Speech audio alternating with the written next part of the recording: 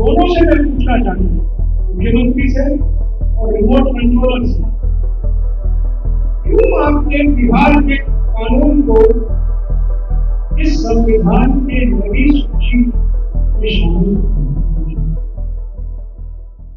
नमस्कार, मैं शिव और आप देख रहे हैं आर्यन खबर। देखिए, बिहार में चुनावी बिगुल फूंक दिया गया है। उसके बाद अब तमाम जो सत्ता पक्ष हों या विपक्ष हों, अपने रण क्षेत्र को तैयार करने में जुट चुके हैं, अपने सिपाही को तैयार करने के लिए जुट चुके हैं। कई लोग आ रहे हैं बिहार में, और बिहार में कई तरीके के प्रेस कॉन्फ्रेंस भी किए जा रहे हैं। कुछ इसी तरीके का प्रेस कॉन्फ्रेंस आज सदाकत आश्रम में भी किया गया।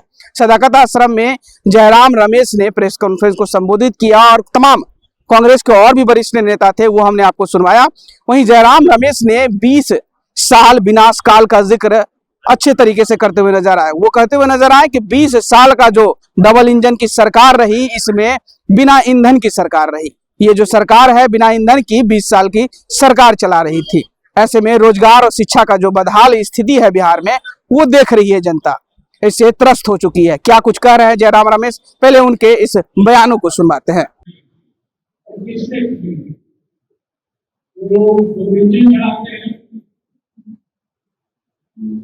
ये रिमोट कंट्रोल डबल इंजन है। ये पटना से कंट्रोल नहीं है डबल इंजन का। ये डबल इंजन तो रिमोट कंट्रोल डबल इंजन है। और ये लोगों का भाई केवल बिहार में, तो बिहार के बाहर भी लोग इससे फायदा होगा।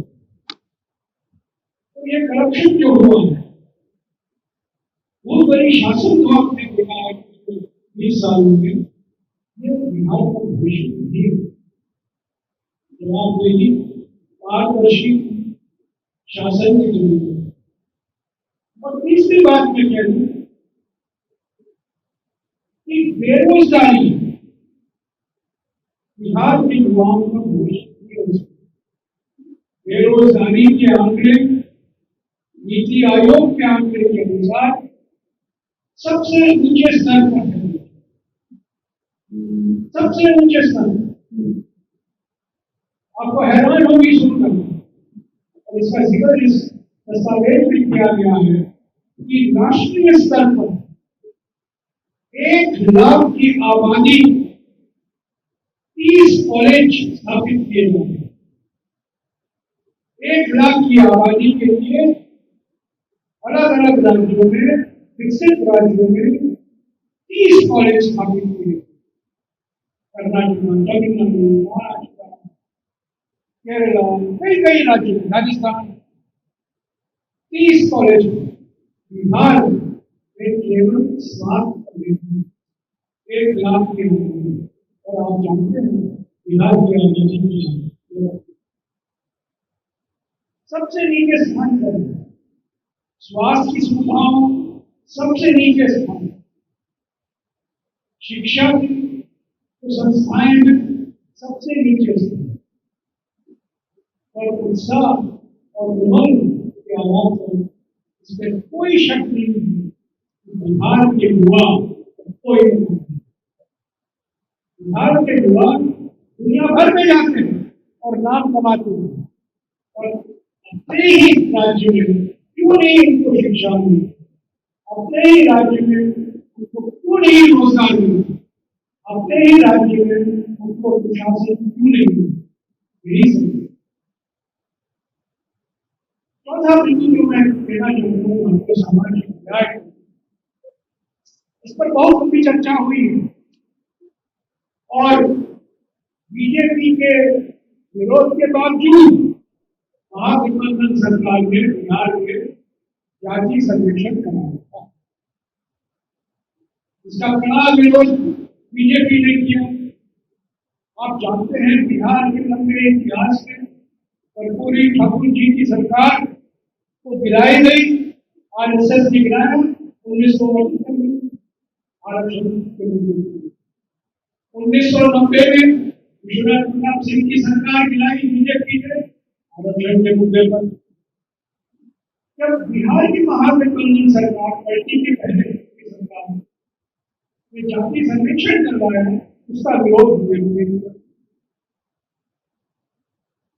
राष्ट्रीय स्तर पर कांग्रेस पार्टी, कांग्रेस के नेता, कांग्रेस अध्यक्ष मल्लिकार्जुन खड़गे जी, नेता प्रतिपक्ष लोकसभा राहुल गांधी जी और सभी लोग ये मांग की जांच जरूरी है, अनिवार्य है।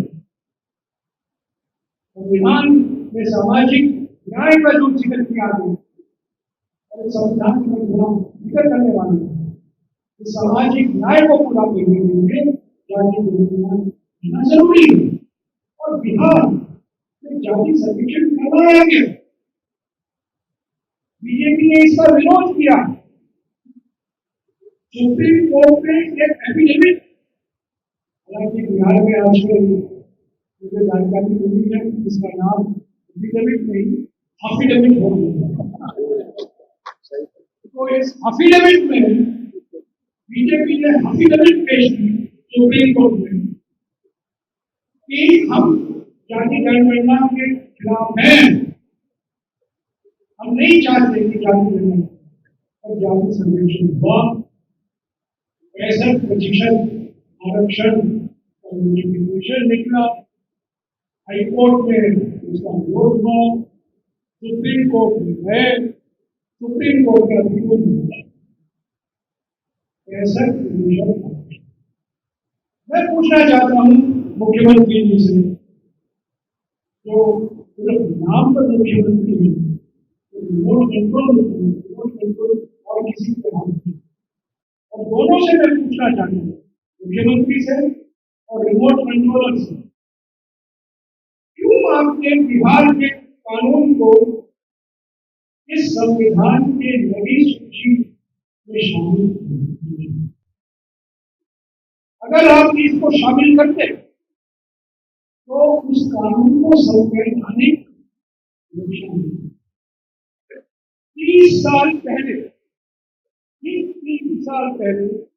इस नई सूची में, अगर आप देखें नई सूची हमारे संविधान में एंट्री नंबर 257, तमिलनाडु का कानून 69% आरक्षण तमिलनाडु में अभी उपलब्ध है, 69%। और 30 साल पहले कांग्रेस की सरकार, जब पीवी नरसिम्हा जी प्रधानमंत्री थे और बिहार के ही एक बड़े नेता कांग्रेस अध्यक्ष जी रहे सीताराम केसरी जी सामाजिक कल्याण मंत्री थे, और उनके कार्यकाल में ये नई सूची में शामिल किया और उसका नतीजा ये है कि 30 साल से तमिलनाडु में 69% आरक्षण संवैधानिक है, पर बिहार में 65% आरक्षण। क्यों केंद्र सरकार और राज्य सरकार ने प्रयास नहीं किया कि संविधान के नई सूची तो मेरा ये कहना है कि सामाजिक न्याय जो बात दिखाई है कांग्रेस पार्टी में, जाति जनगणना को लेकर सभी जातियों के लिए बराबर हक देने के लिए, शिक्षा में, रोजगार में, उसके विरोध हमेशा बीजेपी है। और आज सामाजिक न्याय का मसीहा के रूप में बीजेपी के नेता यहाँ मौजूद हैं। तो आपने साफ तरीके से जयराम रमेश के उस प्रेस कॉन्फ्रेंस को सुना जिसमें उन्होंने 20 साल विनाश काल का जिक्र करते हुए नजर आए।